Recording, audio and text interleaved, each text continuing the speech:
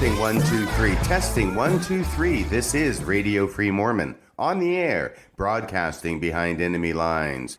Tonight's episode, Lecture 5 in my 1989 Institute class titled Defending the Faith. Before I get to this class, I want to make a few precatory comments. First, I am very proud of the fact that the first half of this class deals with the issue of Joseph Smith and folk magic.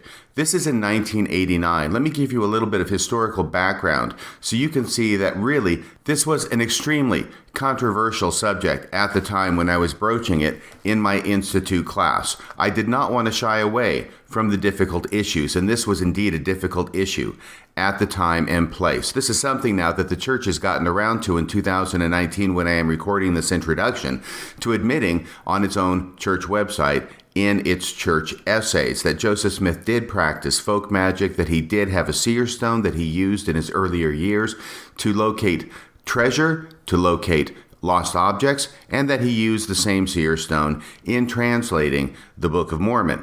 But in the 1980s, this was all in a state of flux. The church had gone from a position where it actively denied Joseph Smith's engagement in folk magic, his engagement in treasure digging, and poo-pooed the affidavits of his neighbors, claiming that in fact that is what he did. These denials and deflections were made in official church publications such as the Ensign magazine. But in the 1980s, all of that began to change. In 1983, Mark Hoffman produced a document later determined to be a forgery in which Joseph Smith allegedly talked about practicing folk magic in order to find treasure. The following year, in 1984, Mark Hoffman produced another document, this one called the Salamander Letter, which definitively linked magical practices with the angel Moroni and the coming forth of the Book of Mormon. That also was later determined to be a forgery. The fact is, though, that Mark Hoffman was not creating these stories out of thin air. Instead, he was creating his forgeries based upon ideas that were found in other documents that were legitimate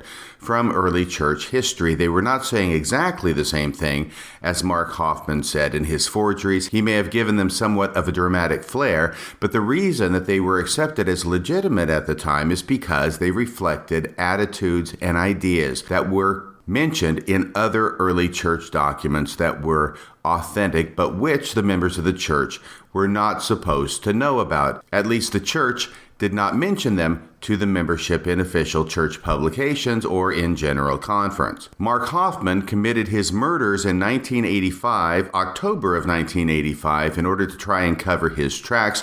In 1986, January, he was arrested. And so then after that, it was found out that he was a master forger and that his forgeries occurred in his basement. But that was not the end of the story. In 1987, 2 books came out which dealt extensively with Joseph Smith's early practice of money digging.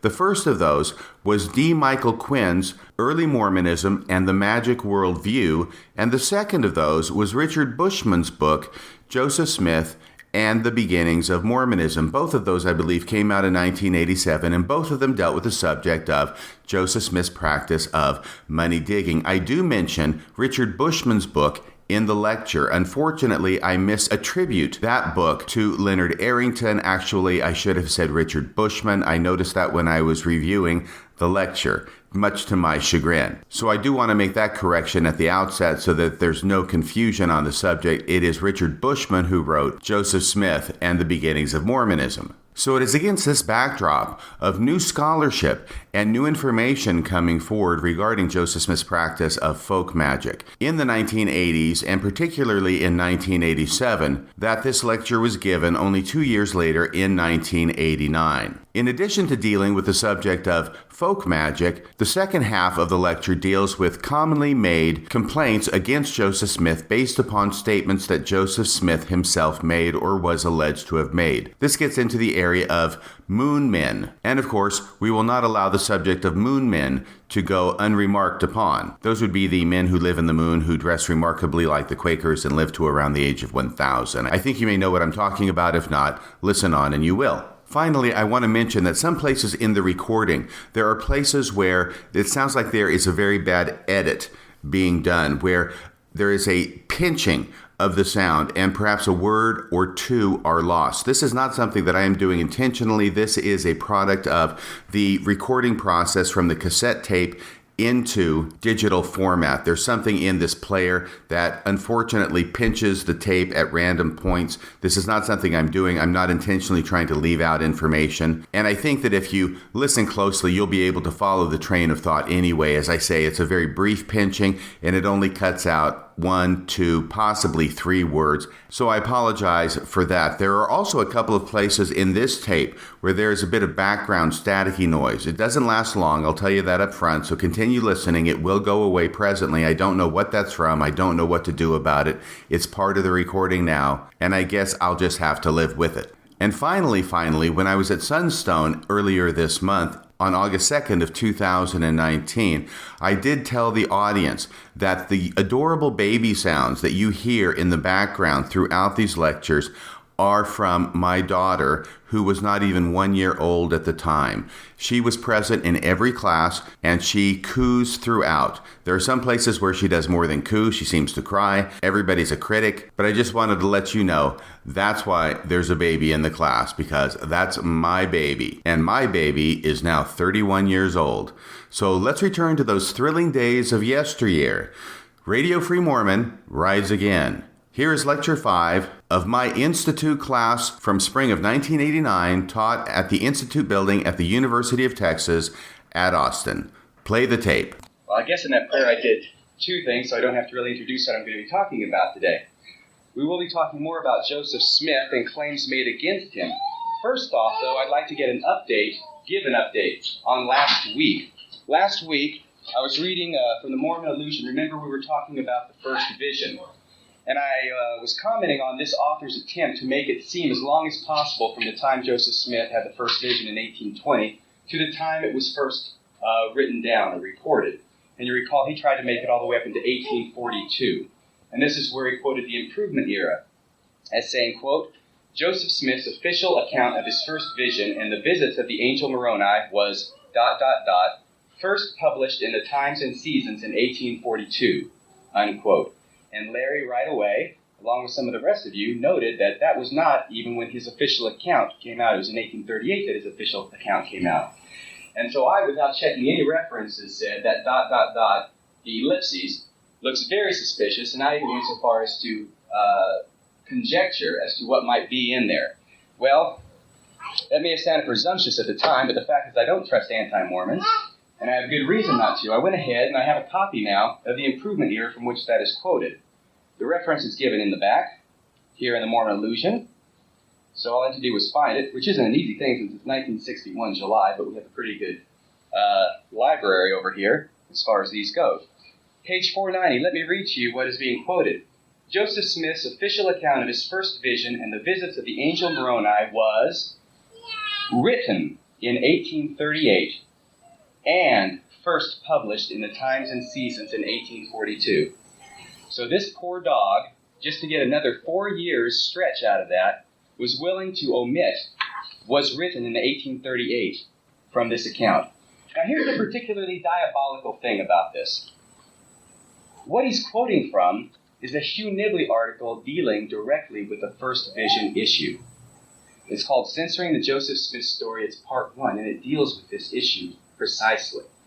Now, I'm not saying this is the case, though I'm hinting at it strongly, but I can imagine an anti-Mormon writer quoting from such an article that confutes his viewpoint and patting himself on the back for his own cleverness and then omitting some words to make it support his viewpoint.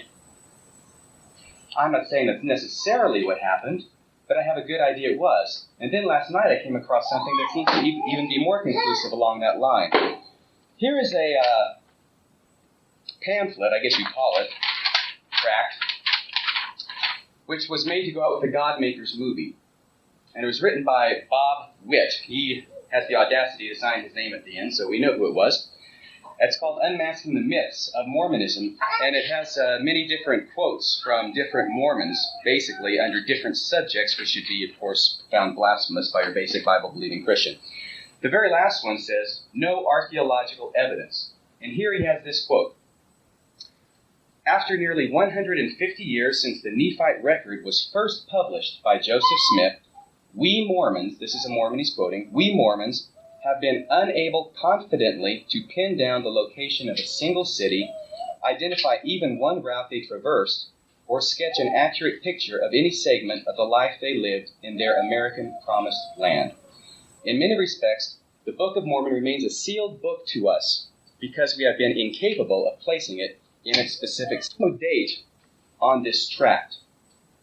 Although the film came out in 1983, I don't know when the research was done on this tract. However, if you will note that quote, since that time, or at any rate recently, a book has come out called An Ancient American Setting for the Book of Mormon, written by Professor John Sorensen of BYU, which shows that this is completely out of date now. That is precisely what this book does.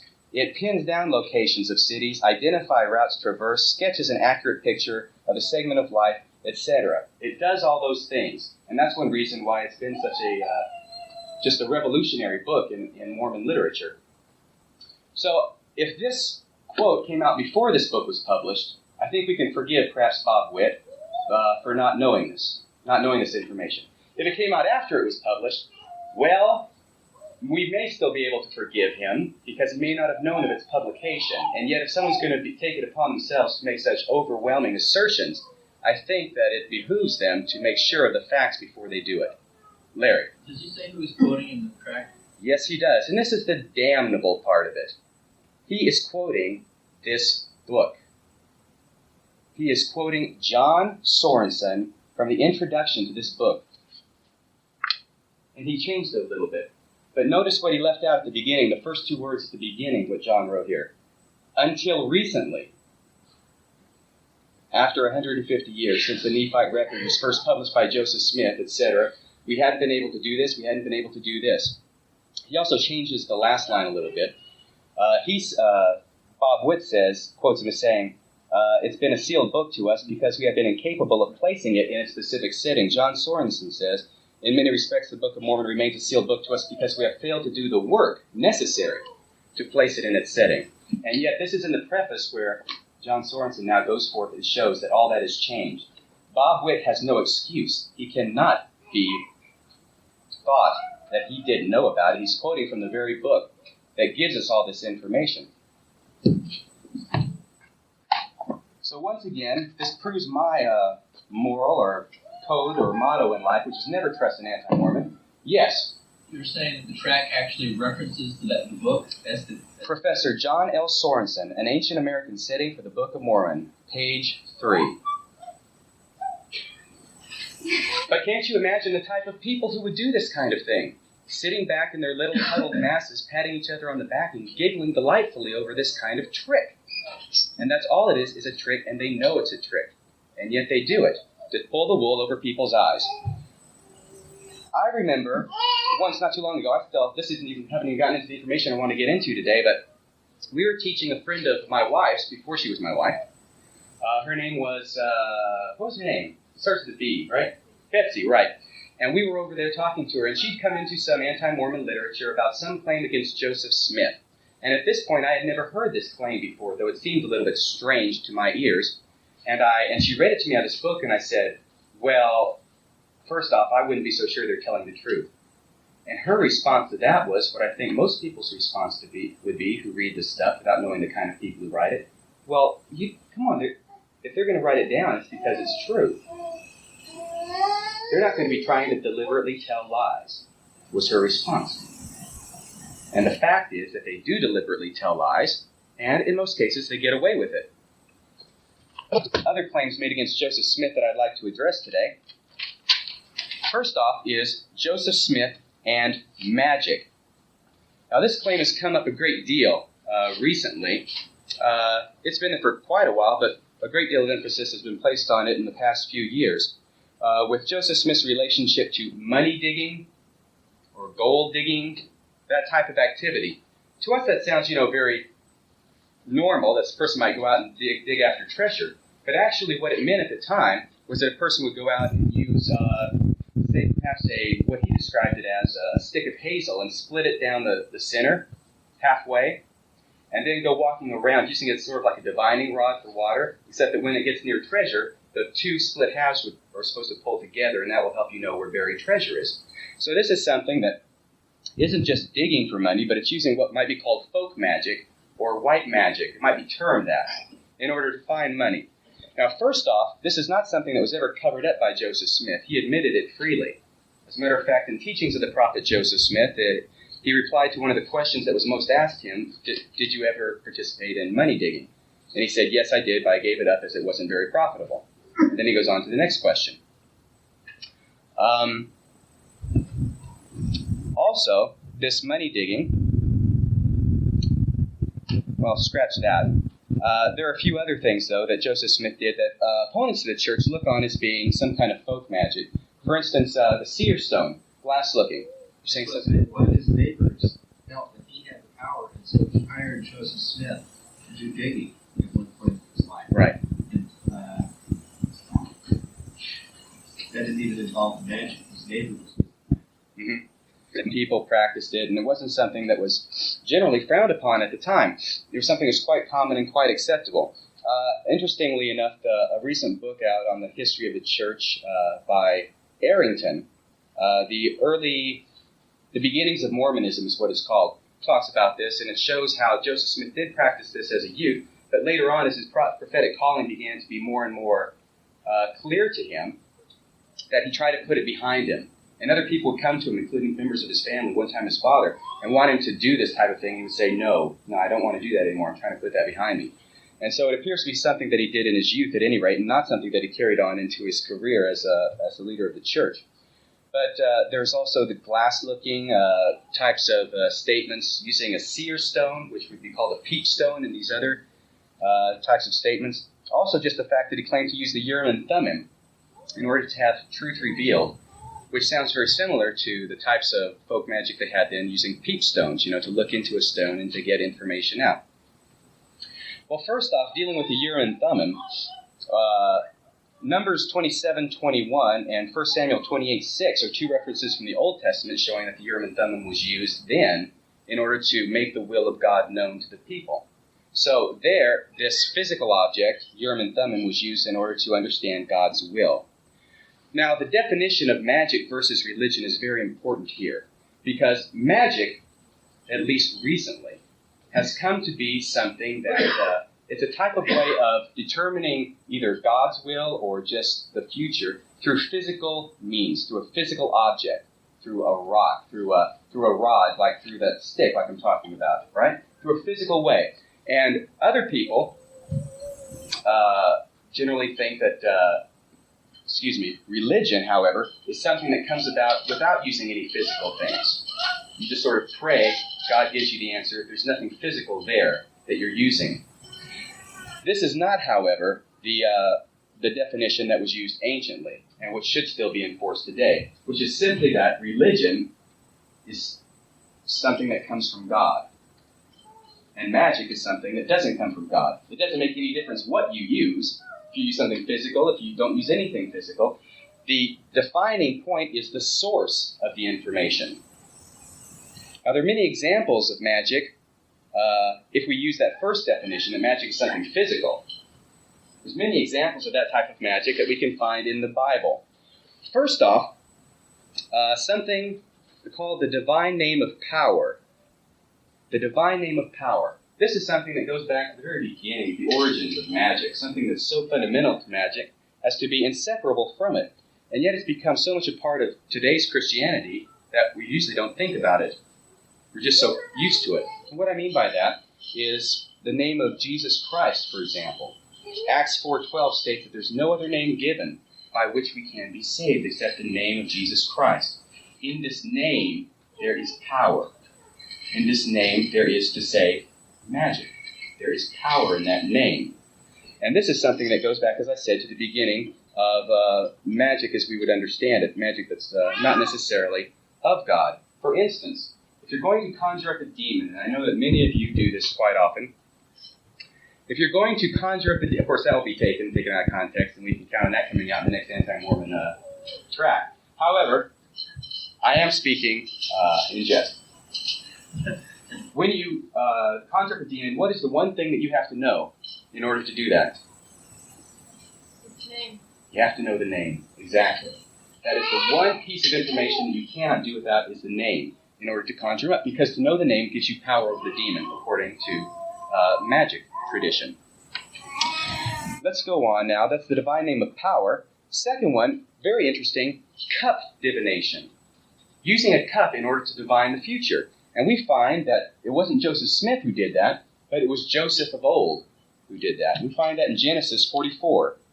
Very interesting reference. You can skip right by it if you're not aware of it. 44, verse 2. And he's talking to his stewards as he's arranging to return, arranges to stop the return of his brethren to Canaan.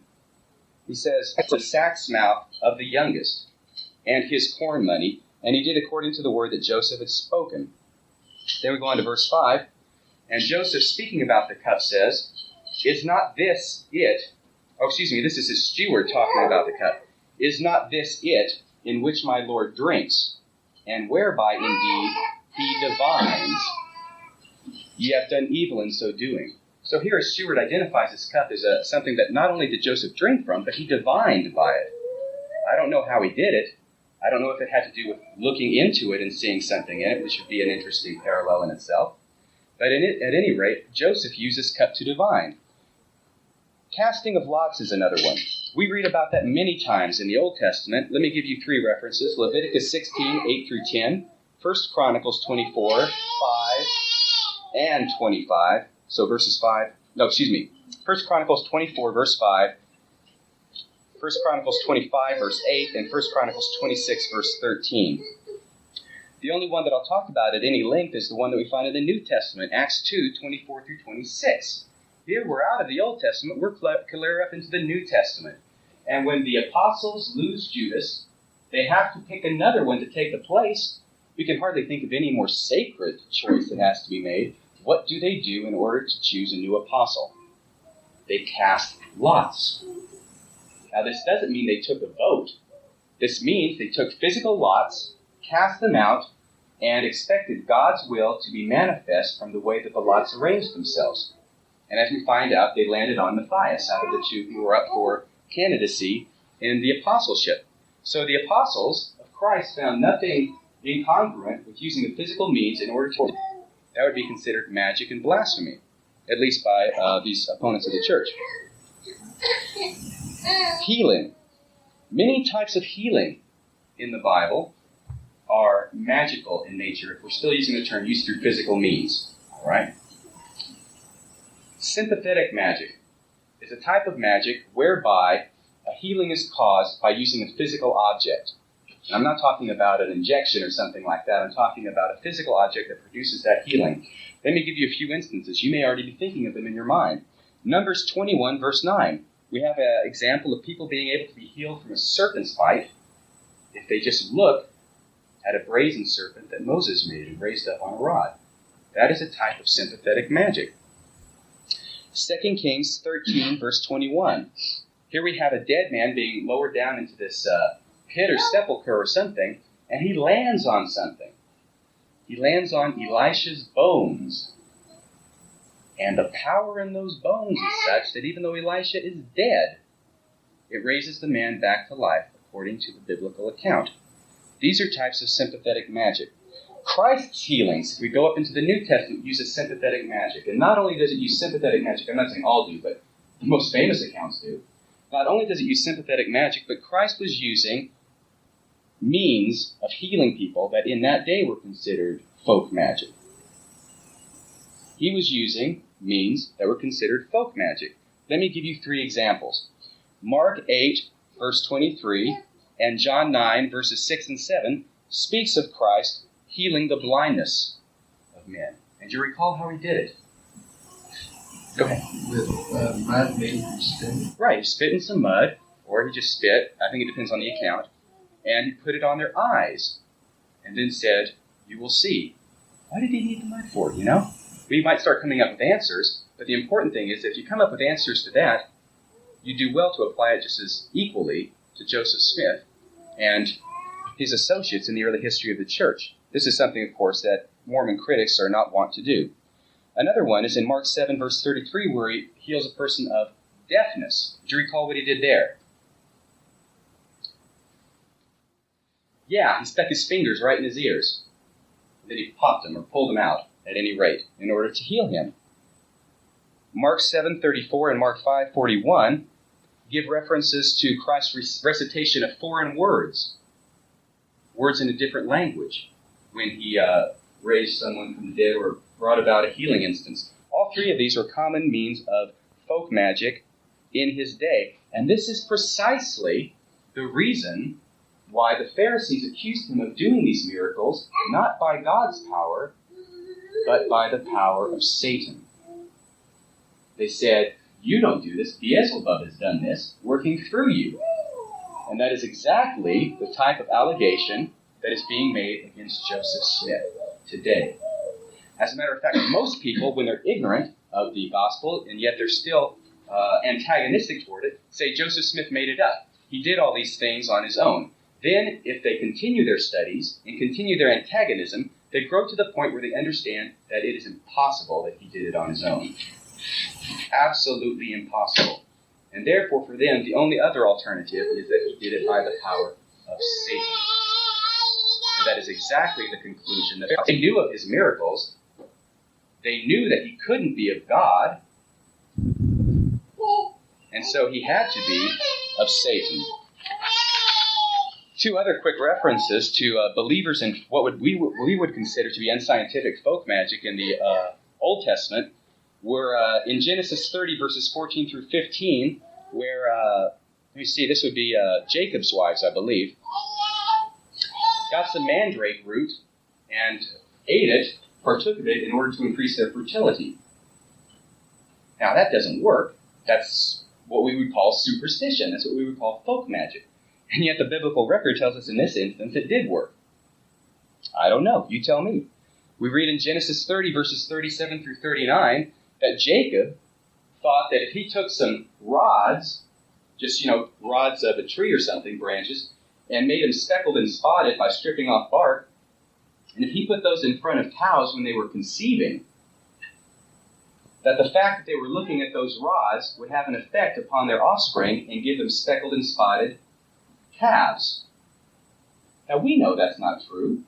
We know that's not scientific. We know that's superstition. We know that's folk magic. And yet he did it, and he certainly was a great prophet. This does not take away from his prophetic calling in my eyes at all. And of course, but then again, the biblical record tells him that for him it worked. I don't know, you tell me. Was it the folk? Okay, they were heterozygous. You have it right here. Was it the folk magic that did it? I don't know. Was it God working through the folk magic that did it? I think that's more likely. The first thing that we can see immediately is we have a case of a double standard of interpretation. If Joseph Smith does it, no, he's a damnable child and he's a false prophet. If these individuals do it in the Old Testament and the New Testament, that's okay. That's okay. And the reason for this is because they are not judging the prophet by the magic. They are judging the magic by the prophet. Their argument that they say is, because Joseph Smith practiced magic, he's a false prophet. That's not what they mean. What they are saying is that because we already know that Joseph Smith was a false prophet, what he practiced was magic and not of God. And because we know that these individuals in the Bible were true prophets, what they practiced was not magic, but it was of God. They are arguing from their conclusion, perhaps the stupidest thing that you can do, and yet it's done all the time. And it is done here. In closing on this subject, so I can get on to my other accusations against Joseph Smith, perhaps the classic example in the Bible where the force of God meets and the force of Satan meets is found in the book of Exodus. And it's the classic case of Moses and Aaron versus Jannes and Jambres. Can anybody tell me who Jannes and Jambres are, real quick? Good. They were Pharaoh's magicians in Pharaoh's court. And Moses came up and by the power of God cast down his serpent, and cast down his rod, his staff, and it changed into a serpent. Now that sounds kind of fishy if you think about it now, but it did. And God told him to, and that was going to be a sign to Pharaoh. And then what did Pharaoh's magicians do? Well, they did exactly the same thing. Now I ask you, and I ask any Mormon critic out there, which one was of God and which one was magic? You can't tell by looking at them. They did the exact same thing. The only way you can tell which one is of God is because you already know that Moses is a prophet, and you believe in his prophetic calling, and you already believe or know that Jannes and Jambres were magicians. And the reason you know that is because the Bible is nice enough to tell you right out. Jannes and Jambres, the magicians, Moses, the prophet. So the moral here is that it's not what is done or how it's done, it's the source from which it comes. That has always been the test of what is religion against what is magic. It is the source from which it comes. It is important to note here that never at any time did Joseph Smith claim for any of these things that he did that it was coming from a source other than God. He never claimed it was of Satan. He never claimed it was folk magic, for that matter. He always claimed that his source was God. Let's go ahead now. I need to get through 3 other attacks on Joseph Smith, 3 other claims against Joseph Smith. Actually, there's 4 other claims against Joseph Smith that I want to cover before the class time is over. These are the 4 top claims against Joseph Smith, along with this magic deal. And I want to give you the ones that are most commonly used so that you'll be prepared for them in the most common situations. Before you move on. Yeah. One thing you need to really be careful about is the Hoffman letters and their influence on some doctrines in a church. Mm-hmm. Be careful of people quoting the Hoffman letters as fact. It really helps to find out what he wrote now so that you think they were forged. It absolutely does. And of course, when you're saying the Hoffman letters, you mean the one dealing with the salamander. Salamander's a big one. He forged a whole bunch. He did. And if I can just give you another example, if I can find it here, maybe I can't, and if I can't real fast, I'll just go on. But one of them was quoted in here, in one of these pamphlets. Here it is, number 9 here, in this one called The Prophets Have Spoken. This is by Wally Tope. And this is the one where he quotes from the blessing that Joseph gave to his son, Joseph Smith III, saying that he would be his successor to the presidency of the high priesthood, a seer, revelator, and a prophet unto the church, etc. And he gave that blessing to his son. And then people will use this and say, well, look, he did. He became president of this other church, the organized church. This is one, as Colleen has brought up, this is one of the Hoffman letters that was forged and was admitted by the person who forged it to be a forgery. So if anyone brings that up, you should dismiss that out of hand. Don't spend your time talking about it because it doesn't make any difference, it being a forgery. Thank you. The first one I want to address now, these personal attacks on Joseph Smith, the first of the last 4 anyway, deals with moon men. Moon men, people on the moon. Let me quote you here from this same tract, The Prophets Have Spoken by Wally Tope. It's on the last page here. This is what it says. It's quoting, "Nearly all the great discoveries of men in the last half-century have, in one way or another, either directly or indirectly, contributed to prove Joseph Smith to be a prophet. As far back as 1837, I know," this is Oliver B. Huntington speaking, "as far back as 1837, I know that he said the moon was inhabited by men and women the same as this earth, and that they lived to a greater age than we do, that they lived generally to near the age of 1,000 years. He described the men as averaging near 6 feet in height and dressing quite uniformly in something near the Quaker style." Have you ever heard anything so outlandish in your life, other than the anti-Mormon things I've been talking about? But have you ever heard anything as outlandish as this? And this is why anti-Mormons are quick to seize on this and use it, to say Joseph Smith believed these outlandish things. Why are you going to believe anything else he said? The quote from this, which this person is good enough to give to us, is the Young Woman's Journal, a publication by the church. The author who wrote it, Oliver B. Huntington, gives the reference, volume 3, page 263, and he's also good enough to give us the year, 1892. 1892, this is being written down. If Oliver B. Huntington was remembering this, he was 11 years old in 1837 at the time he says he heard this statement, and by this time in 1892, what had passed since that time?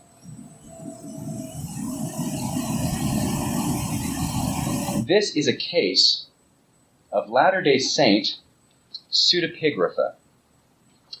Let me tell you what I mean by pseudepigrapha, just if you don't already know. Pseudepigrapha is a technical name given to writings that usually deal with things like the Bible. And what it's done is a person comes along a long time after a prophet's written, writes down some things, and then he attributes them to that prophet. Okay? There's tons of books like that. You don't find them generally. I don't know that you find any of them in the Bible, because they've kind of been eschewed because they realize that they're false works. Excuse me. Most of these people who write the pseudepigrapha aren't enemies of the church. What they are is people who love the church and they want to give it more power and appeal through writing things later and attributing them back to the person who was supposed to have originally done this. I'm submitting to you that this is exactly what happened here. I want to give you an example of some famous pseudepigrapha, which has to deal with the childhood years of Jesus Christ. There's a big gap there in the biblical record. You don't know anything about his childhood. People, centuries later, used that, and they wrote incidents about his childhood, which they attributed to him. And they did it in all good faith, because they thought it would make Jesus Christ seem greater. And yet one of the most common stories that was written, or the most famous stories, was that once Christ was playing in the sand, he was a little kid, and two guys came up to him and started bullying him. And so Christ made a lion, or two lions, depending on the account, out of sand. He molded it out of sand like you would at the beach. He touched them, they came to life, and they devoured the two boys who had been bullying him. And we look at that and we say, that's fantastic, that's ludicrous, that's outrageous. There's nothing like that, even hinted at that in the Gospels that we have, that Christ did anything that outrageous.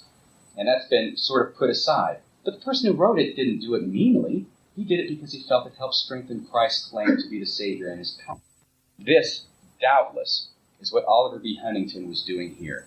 He felt that at this time, he could help Joseph Smith by attributing this statement to him. Because notice how he says it. He is saying this not to discredit Joseph Smith. He is trying to say this to boost Joseph Smith as a prophet. Because he felt in 1892 that science was saying that, the moon is inhabited. So he's looking back and saying, Joseph Smith said this in 1837, and then he gives us all the details with Quaker clothing, 1,000 years old, 6 feet in height, all these amazing details. And that's what he said. Remember, he says, nearly all the great discoveries of men in the last half-century have in one way or another, either directly or indirectly, contributed to prove Joseph Smith to be a prophet. And then he goes on to quote this. I'm submitting to you that, though well-intentioned, he attributed something to Joseph Smith that Joseph Smith never said. 55 years later, he would have been 11 years old at the time, and so it's very difficult for me to imagine that he could remember that, they could remember it correctly. You wanted to say something? As a secular example, Parson Weems made up the cherry tree story for George. Really? Biography wanted a good story, and so he made it up from fiction. So you're saying that in a secular example, that never happened to George Washington, but somebody's writing about him, so attributed it back to help show that he was honest as a child. Right. That's another good example. Now, if that story had happened, if that story happened and we grew up to find out, say, that now in the scientific age, that cherry trees can't be chopped down, it's a scientific impossibility for cherry trees to be chopped down for some reason or another, or they didn't have axes back then that could do it, we would say, wait a second, was George Washington lying about this? We'd say, what's going on here? In the same way, we've come up in this scientific quote-unquote age to say the moon is not inhabited. We look back, and anti-Mormon critics are very eager to say, well, was Joseph Smith lying about this? But if you look into it a little bit closer, like you would have to if you wanted to be honest, you would find that George Washington didn't say that. That it was said about him many years later. And then you would start to double think on yourself and say, wait a second, this isn't a direct source. This is something that someone else said many years later. It has to be significant, to me it is anyway, that there is no account contemporary with Joseph Smith, either in his handwriting or in someone else's, that ever makes any such claim of teaching that the moon was inhabited. If we had that, or if the anti-Mormons had that, then we might have to do a little more talking about it. But since they don't, and since it's unlikely they will come up, because of the situation in which this quote came up, long after Joseph Smith's death, and for the purpose that we've talked about, we'll go on to something else now. Did you want to say something, Brent? Okay. The next one has to do with a quote from this pamphlet, the one unmasking the myths of Mormonism. We go to page 3. It has this to say, quoting Joseph Smith, "I have more to boast of than ever any man had." No, that's not the one I want to get to. I'm sorry, that's the next one. I have to go one down now. This is the one we're going to deal with now. "God made Aaron to be the mouthpiece for the children of Israel, and he will make me to be God to you in his stead, and the elders to be mouth for me, and if you don't like it, you must lump it." Ever heard that before? Never? This is one of the top 3. One of the top 3 things used against the church. Quoting Joseph Smith, in other words, to say this is the kind of guy Joseph Smith was. This is the guy you're trusting your salvation to. This comes from History of the Church. All 3 of these last things we'll be talking about come from History of the Church, Volume 6. And I went ahead and made copies of them so I could mark on them without getting in trouble with Brother Sill. But here's where he says, right here, "God made Aaron to be the mouthpiece for the children of Israel, and he will make me be God to you in his stead, and the elders to be mouth for me, and if you don't like it, you must lump it." First off, there is a footnote here in the history of the church. Now here's where the asterisk is for the footnote on the bottom line, and here's where the footnote is. It's hard to believe you could miss that footnote if you're reading it from the history of the church.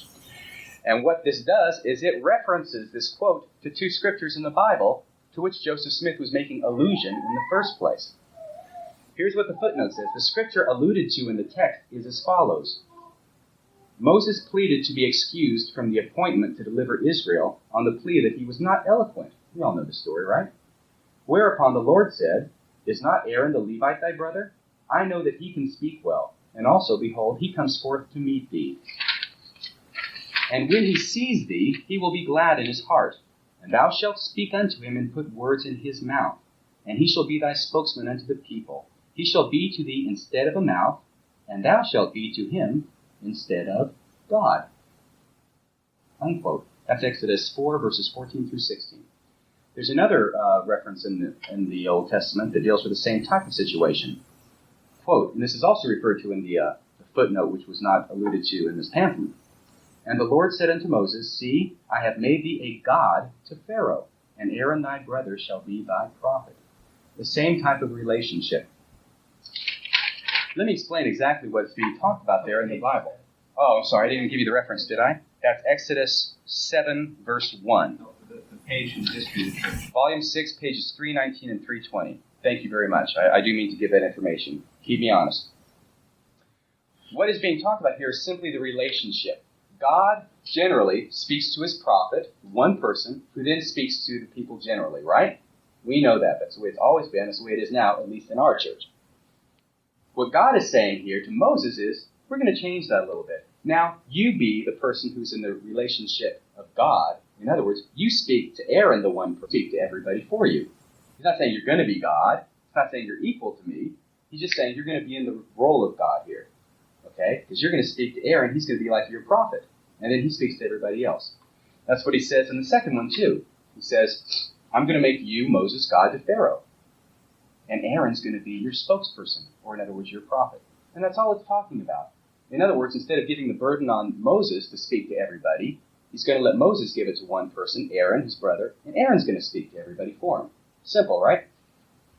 This is exactly what Joseph Smith is referring to, and he's using this quote, this allusion to these scriptures in perfect context. Now, when I read this to you, by itself, that quote from this anti-Mormon pamphlet, it sounds like Joseph Smith is being a demagogue, doesn't it?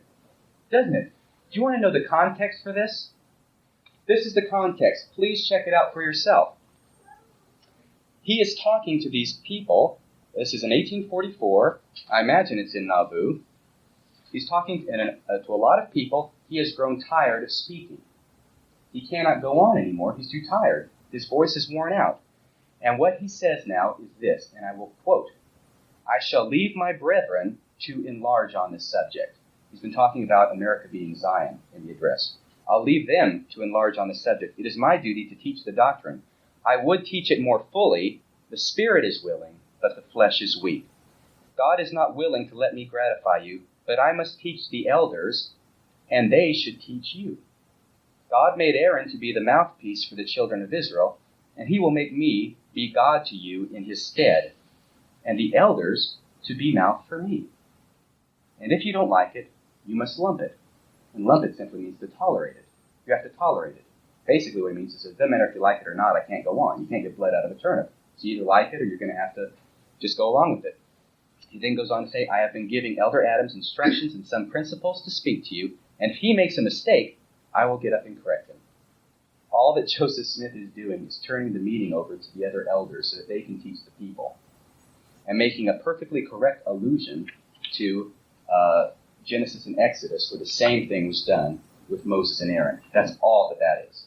Next, I'll quote again from this pamphlet, the one that I began to quote to you before the other one. This has to deal with boasting. Joseph Smith, quoting from History of the Church, Volume 6, pages 408 and 409. Let me get that out at the beginning. I have more to boast of than ever any man had. I am the only man that has ever been able to keep a whole church together since the days of Adam. A large majority of the whole have stood by me. Neither Paul, John, Peter, nor Jesus ever did it. And that's the part that really rankles people. Nor Jesus ever did it. And that's why it's in italics here. I boast that no man ever did a work such as I. The followers of Jesus ran away from him, but the Latter-day Saints never ran away from me yet. And that's the end of the quote here. First, I'd like to ask the question, did Joseph Smith do that which Jesus had not done? Yes, he did. That is the simple answer, at least for those of us who accept him as a prophet and accept the fact that, yeah, he restored the church, and it hung around. It didn't get, his followers didn't run away from him. Is it blasphemy, then, to say so? No, it's not, unless Jesus Christ was a liar. And what I mean by that is, if we open up to John chapter 14 and verse 12, we find Christ saying this about his disciples. Verily, verily, I say unto you, he that believes on me, the works that I do shall he do also, and greater works than these shall he do. Christ saying specifically that his disciples, those who believe on him, would be able to do greater works than Christ himself did. Now, I certainly don't mean this to intend that anyone could do a greater work in the area of salvation and the atonement of mankind. And that's not what Joseph Smith was saying either. He was simply saying that he had been able to hold the church together, whereas no one else had been able to do it since the days of Adam. The second part of this that gets to people is that Joseph Smith is boasting. He says, I'm boasting. I have more to boast of than any other man. And I boast that no man ever did a work such as I. And people are saying, well, he's boasting. What kind of a prophet would boast? To understand this more fully, we need to go to the context found in the History of the Church, as I said, beginning on page 408. At the very beginning of this discourse, Joseph Smith did something that was quite common at the time. It was quite common then to read a passage of Scripture and then go into your discourse, sort of as a commentary on the Scripture, as opposed to like reading Scriptures all the way through it like we kind of do today. They would just read a passage first and then comment on it later. President Joseph Smith, it's stated here in the History of the Church, read the 11th chapter, 2 Corinthians. Do you know what that's talking about?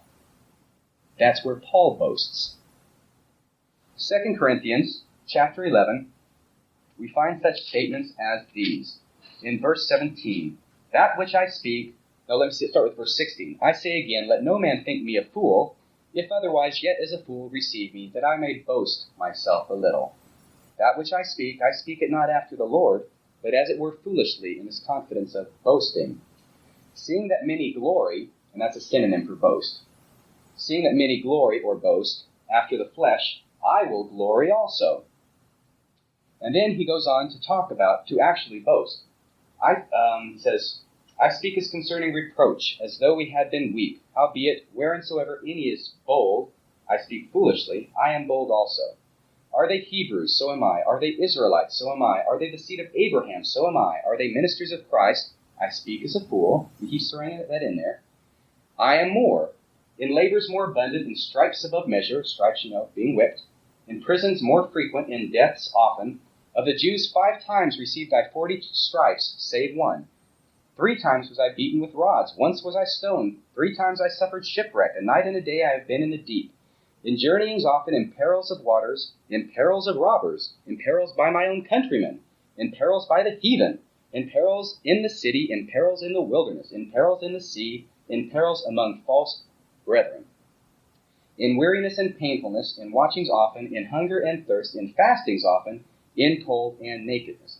Here Paul is boasting his head off. And he says, I'm boasting. That is the context in which Joseph Smith is making this statement. Now, if we understand why Paul was boasting, first off, let me say this before I go on. Here we have another example of double standard of interpretation. It's okay for Paul to boast, but if Joseph Smith does it, away with him, crucify him, for he is a false prophet. That is the first thing that we need to understand. And that is where I think we should make our initial defense. If you're going to apply that standard to Joseph Smith, let's be fair and do it to Paul too. However, as Latter-day Saints, we generally like to understand subjects. And so let's go into it, see why Paul was boasting, and when we see why he was doing this, we will see that Joseph Smith was doing it for the exact same reason, because he was in the same situation that Paul was in at this time. 2 Corinthians was written to the group in Corinth because, or at least in main part because, there was a sector of them that had drawn off and away from the church and were setting themselves up to be apostles. Were setting themselves up to be prophets of God and to lead the people. And the people weren't doing that much about it. They were kind of submitting to it, saying, okay, we'll follow him. You're familiar with this phrase, I know, this passage. For such are false apostles, deceitful workers, transforming themselves into the apostles of Christ, as angel of light. Therefore it is no great thing if his ministers also be transformed as the ministers of righteousness, whose end shall be according to their works. We've all heard that, and usually I hear it about the Mormon church. But Paul is talking here about the people in Corinth who are setting themselves up to be prophets and apostles. That's who he's talking about. And that's found in 2 Corinthians chapter 11, verses 12 through 15, what I just read. Those people, those false apostles in the Corinthian church, were setting themselves up to be big people, apostles, and they were boasting. In other words, they were saying, look, we do this, we do this, we do this, we do that. Therefore, you should believe us. And Paul felt, apparently, that the only way he could combat that with this kind of apathetic ward or congregation there in Corinth was to let them know of the things that he had done. To let them know how he compared. In other words, basically, to remind them that he was superior to these other people there who were pretending to be apostles. And he knew perfectly well that the only way he could do that was to come off sounding like a braggart. How else can you do that? Timothy, write this letter for me. Talk about me good. No. He did it himself. But he knew he'd sound like a braggart. And that's why he keeps saying, I speak as a fool. Because when he's saying, I speak as a fool, every time he says that, he's saying, first off, I'm not really boasting. I'm just doing it like I'm a fool. And the other thing he's calling those other people who are boasting real fools. That's what he's doing. And that's why he's throwing this queer expression, I speak as a fool. As a matter of fact, let me just read, this goes like from chapter 10, all the way through chapter 12, this whole stream of boasting on the part of Paul. In chapter 10, verse 12, he makes it more clear what he's doing. I think I've covered it, but I want to read it for you. For we dare not make ourselves of the number, which means that number of people who've separated themselves, you'll get that from the context, or compare ourselves with some that commend themselves. Talking about those people commending themselves. But they, measuring themselves by themselves, and comparing themselves among themselves, are not wise. He also says, remember when I read, seeing that many glory after the flesh, I will glory also? That's who he's talking about, the many who glory after the flesh. At any rate, I'd encourage you to read this whole passage so that you can understand the context and what it means. In fact, the one that we use, the scripture that we use in 2 Corinthians chapter 12, verses 2 through 4 about the third heaven, you remember that, right? Come on. Okay. Where it says, I knew a man in Christ about 14 years ago, such a one caught up to the third heaven, and I knew such a man, how that he was caught up into paradise and heard unspeakable words which it is not lawful for a man to utter. Who is that man? This is just a point of interest. That's Paul. He's talking about himself. And here in 5, when you understand that, when you understand the context, you can understand his sarcastic response here in verse 5. Of such a one, that man who got these great visions, of such a one will I glory, yet of myself I will not glory, but in my infirmities. These people in Corinth knew about this vision he had.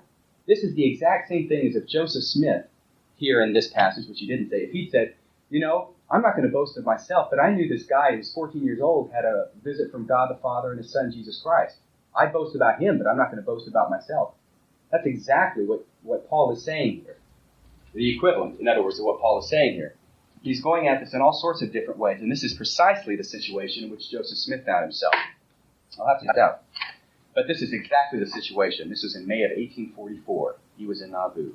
I trust you all know the type of situation that was prevalent in Nauvoo at the time. A group of dissenters had separated themselves from the church and were setting themselves up as apostles and prophets. It is exactly the same situation that Paul faced. Once again, Joseph Smith is drawing on the Scriptures perfectly. As a matter of fact, here it says in the history of the church, before the address, it says, address of the prophet, his testimony against the dissenters at Nauvoo. And later on, a little bit, just a few lines down, he says, as Paul boasted, I have suffered more than Paul did. He's relating it directly to what Paul said. And then he goes on to say that I have more to boast of than ever any man had, etc. And I boast that no man ever did such a work as I. Ask yourselves this question, or ask someone else this question if they should ever bring this up. Doesn't it sound peculiar to you that either Paul or Joseph Smith, if they were really boasting, would say, I boast? Boasters don't say, I boast. They just do it. They don't say, I brag. They just do it. And yet both Paul and Joseph Smith are saying it, making it clear that they have some other meaning in mind. I trust by now it's clear what Joseph Smith's meaning was and why he kept saying, I boast this and I boast that. Basically because he had just read the 11th chapter of 2 Corinthians, and he was referring directly to what Paul said, which was in exactly the same situation. The last one we deal with today comes from this green pamphlet, The Prophets Have Spoken. I think I've read from this before. And indeed, here under Joseph Smith's statements that they find offensive, 1, 2, and 3 are exactly the three last things I just talked to you about, all from Volume 6 of the Church. There are number 1, number 2, and number 3 in this pamphlet. That's the order. And they are indeed the most common brought against Joseph Smith. And this is what he says. This is found from History of the Church, Volume 6, page 78. Joseph Smith speaking.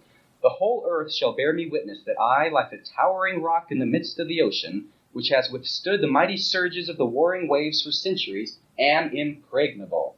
I combat the errors of ages. I meet the violence of mobs. I cope with illegal proceedings from executive authority. I cut the Gordian knot of powers, and I solve mathematical problems of universities with truth, diamond truth, and God is my right-hand man, unquote. The fact that Joseph Smith said that God is his right-hand man is what gets people under the skin. Because when we think of our chief helper, but someone who is still inferior to us, don't we? That's what a right-hand man is. And if this were taken out of context, we might indeed think that Joseph Smith was considering himself superior to God. But if we look at it in context, in the history of the church, we find something very, very interesting. Something that the anti-Mormons didn't want to tell us, understandably, because it would have destroyed their position. Once again, we have a footnote that's ignored, by the way. Here's where the quote is. Here's the asterisk on the page, and here's the footnote. Dealing with the thing right-hand man. It says, not in the blasphemous sense attributed to him by some anti-Mormon writers, namely that God was subordinate to him, his right-hand man, but in the sense of the passage near the close of his address to the Green Mountain Boys in this chapter, quote, and Jesus Christ, the Son of God, is my great counselor, unquote, reverently said. Let's note again, the footnote was ignored. If we look at the context, we find even greater insight into what Joseph Smith was talking about. This was not an address. This was a letter. It was a reply to a letter that had been sent to him by a gentleman named James Arlington Bennett. Now, James, and that letter is right here in the history of the church, too. It's not a mystery what was in it. It's right here, right before Joseph Smith's response, which is where you would expect to find it. 5 important things about James Arlington Bennett's letter. First off, he says he wants to be Joseph Smith's friend. I quote you from the letter. Quote, I am capable of being a most undeviating friend, unquote. Number 2, he did not believe in Joseph Smith, that he was a prophet. As a matter of fact, he really didn't even believe in God. All right? He didn't believe in anyone. And that's found here. I don't have time to read it to you now. But you can read it for yourself if you wish. I would encourage you to. And yet he recognized Joseph Smith as a great man and a powerful man, and that's why he wrote him a letter. That's why he was interested in talking to him. Number 3, James Bennett wanted Joseph Smith's influence over the Mormons in their vote to get him, Bennett, into office as governor of Illinois. This is what he says. In short, I expect to be yet through your influence governor of the state of Illinois, unquote. Number 4, he wanted Joseph Smith to be quiet about his affiliation, about Bennett's affiliation with the Mormons. Why? Because if the people knew that he was associated with the Mormons, they wouldn't vote for him. Only the Mormons would. That wasn't enough to get all the vote. He wanted to get the vote of the Mormons and the vote of everyone else, so he would be assured to be governor. So he didn't want these other non-Mormons to know he was associating with the Mormons. He says, he's trying to sell some land, quote, and therefore, should I be compelled to announce in this quarter that I have no connection with the Nauvoo Legion, you will of course remain silent, as I shall do it in such a way as will make all things right. He was an officer in the Nauvoo Legion. So he's saying, look, if I lie to him and tell him I don't have any connection with the Nauvoo Legion, don't rat on me. I'll do it so everything's okay. And then he talks about an article that was printed that showed he was an officer. I may yet run for a high office in your state, when you would be sure of my best services in your behalf. Therefore, a known connection with you would be against our mutual interest. It can be shown that a commission in the League was a Herald hoax, an article published in the Herald saying that he had a commission in the Legion. It can be shown that a commission in the Legion was a Herald hoax, coined for the fun of it by me, as it is not believed even now by the people. Once again, saying, I have no connection with the Mormons. Everybody non-Mormon vote for me, and Joseph Smith on the slide, you get the Mormons to vote for me. I'll be governor, and I'll give you all kinds of favors. This is perhaps the most important point, number 5. He compares Joseph Smith to Muhammad, that great prophet of Islam. And he says, he basically says, you are like Muhammad. But you must remember that Muhammad didn't do it all himself. Muhammad had his right-hand man. That's what he says. Let me quote. I say, therefore, he's already said, I don't believe you're a prophet. I believe you're a great man. I say, therefore, go ahead. You have my wishes. You know, Muhammad had his right-hand man. Unquote. Joseph Smith, in responding, I think it's already becoming very clear to you exactly what he's saying when he responds indignantly to this letter. He says this, for one point. He says that Muhammad was not the only person who had his right-hand man in history. Caesar did too, and his name was Brutus. And this is what Joseph Smith says. Your good wishes to go ahead, coupled with Muhammad and a right-hand man, are rather more vain than virtuous. Why, sir, Caesar had his right-hand Brutus, who was his left-hand assassin, not, however, applying the allusion to you. Ha ha. All right. That I received from heaven to boost a man into power through the aid of my friends. May my power cease like the strength of Samson when he was shorn of his locks while asleep in the lap of Delilah. And finally, toward the end, this is how he concludes it. I combat the error of ages. I meet the violence of mobs. I cope with the legal proceedings from executive authority. I cut the Gordian knot of powers, and I solve mathematical problems of universities with truth, diamond truth. And God is my right-hand man. That's how it was written. That's what it means. He was not placing himself above God. He was placing God above James Arlington Bennett. So then, in summary, James Arlington Bennett wanted Joseph Smith's influence so that he, Bennett, could become governor of Illinois, from which post as governor, James Arlington Bennett was promising to do favors for the saints and benefit them through his post as governor. In that way, he was saying that he would be Joseph Smith's right-hand man, even as Muhammad had a right-hand man, and that he could benefit him through his post as governor. Joseph Smith rejected that offer, said he would not be used in such a political manner, and then stated for the record that James Arlington Bennett was not his right-hand man, but God was his right-hand man, once again affirming that not that Joseph Smith was greater than God, but that God was greater than James Arlington Bennett. So once again, as in all 3 of these quotes we've had from the documented history of the church, we have seen that taking it out of context completely distorts the meaning. Now, in order to take it out of context, the anti-Mormons first had to see it in context. They know what they're doing. They know they're misrepresenting the prophet, but they go ahead and do it anyway because their goal is not to be honest. Their goal is not to be Christian. Their goal is not to be truthful, but their goal is to destroy Mormonism at any cost and at any price. So that is the conclusion of Lecture 5 in my series from 1989 Institute class, Defending the Faith. I hope you've enjoyed this lecture. That's about all for tonight. Until next time, this is Radio Free Mormon, signing off the air.